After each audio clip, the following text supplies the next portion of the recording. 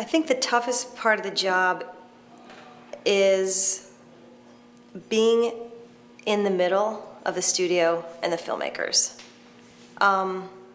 Because my job is to service the filmmakers, but the studio hires me. I also work for them. And there are times when the two do not mesh. The filmmakers have one way they want to do something, and they're not interested in what the studio's saying, and the studio is like, can't happen, tell them, get them off that idea, it's not going to happen.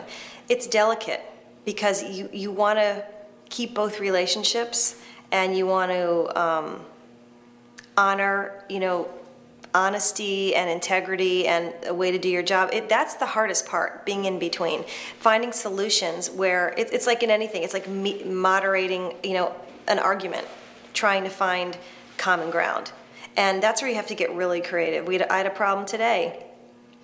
A producer was going to call an artist, and I didn't think he was going to say the most appropriate thing. And so I just scheduled a conference call, and with the studio, with the producer, and we just talked about it, and just sort of just put some ideas in his head, just things to think about. And by the end of the call, I felt a little more confident about him making that call on his own.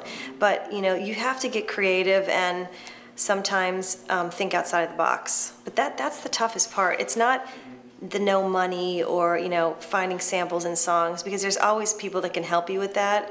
It's more the politics of, and when a record label gets involved. Let's say a record label says, this is the single we're going to use on the movie, and everybody hates it. What do you do then? You have money from the record label, you need the money to put the music in the film, but you hate the song. There's a lot of, it's politics.